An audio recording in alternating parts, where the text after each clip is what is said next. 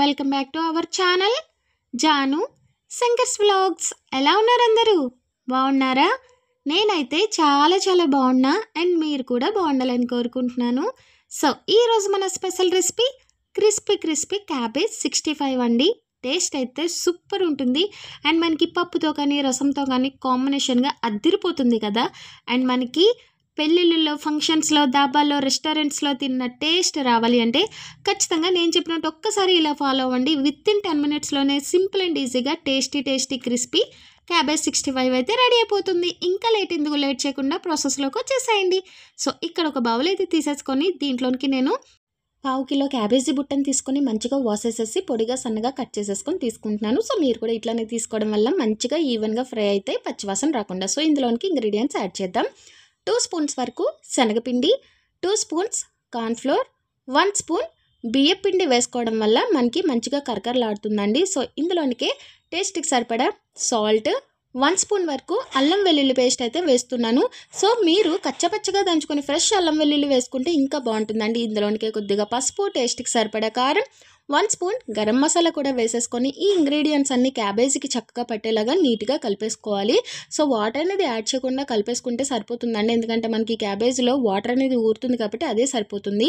In case మీకు సరిపోలేదు అనుకుంటే జస్ట్ కొద్దిగా వాటర్ చిలకరించుకుంటూ కలుపుకోండి. మరీ ఎక్కువ వేసుకుంటే లూజ్ అయిపోతుంది కాబట్టి జస్ట్ కొంచెం చిలకరించుకుంటూ ఇలా కలుపుకుంటే సరిపోతుందండి. అండ్ మనకి ఈ మిశ్రమం అయితే రెడీ అయిపోయింది. అండ్ రెడీ చేసిన తర్వాత ఎక్కువసేపు పెట్టుకోకుండా వెంటనే ఫ్రై చేసేయండి.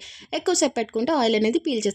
సో ఇప్పుడు స్టవ్ పైన ప్యాన్ పెట్టేసి ప్యాన్లోనికి డీప్ ఫ్రైకి సరిపడా ఆయిల్ వేసేసుకొని ఆయిల్ హీట్ అయిందో లేదో చూసేసుకొని దీంట్లోనికి మనం ఆల్రెడీ రెడీ చేసి పెట్టుకున్న క్యాబేజీ మిశ్రమాన్ని వేసుకోవాలండి. ఇక్కడ నేను చూపిస్తున్నట్టుగా విడివిడిగా ఇట్లా విడదీసుకుంటూ వేసుకోవాలన్నమాట.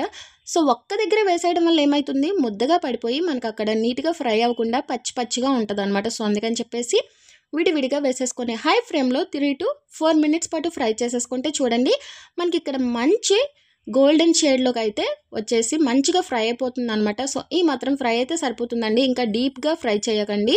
సో దానివల్ల మనకి మాడిపోతే తింటే ఎట్లా ఉంటుందో ఆ టేస్ట్ అయితే వచ్చేస్తుంది అనమాట. సో అందుకని చెప్పేసి మంచి గోల్డెన్ కలర్లోకి వచ్చిన తర్వాత చక్కగా ఆయిల్ నుంచి సపరేట్ చేసేసుకుంటే మనకి క్యాబేజ్ 65 అనేది రెడీ అయిపోతుంది. దీన్ని ఇంకాస్త టేస్టీగా మార్చుకోవడానికి అదే ఆయిల్లో ఇట్లాంటి జాలీలో చిన్నగా కట్ చేసిన పచ్చిమిర్చిలో అట్లనే కొద్దిగా పచ్చికరివేపాకు 6 నుంచి 7 జీడిపప్పుల్ని ఇట్లా వేసుకొని జస్ట్ కాస్త ఫ్రై అవ్వనిచ్చి వీటిని మనం క్యాబేజీ ఫ్రైలో వేసుకున్నామే అనుకోండి చూడటానికి బాగుంటుంది. మధ్యలో తగులుతూ ఉంటే ఆ టేస్ట్ అయితే సూపర్ ఉంటుంది. ఒక్కసారి ట్రై చేయండి ఏవైనా ఫ్రైస్ చేసుకునేటప్పుడు. సో చూసారు కదా ఇంత సింపుల్గా విత్ ఇన్ 10 మినిట్స్లోనే ఈ టేస్టీ క్యాబేజీ 65 అయితే రెడీ చేసేయొచ్చండి. ఎవరైనా ఇంటికి గెస్ట్లు వచ్చినప్పుడు ఇట్లాంటివి చేసి పెట్టండి, మంచి కాంప్లిమెంట్స్ అయితే మీకు వచ్చేస్తాయి.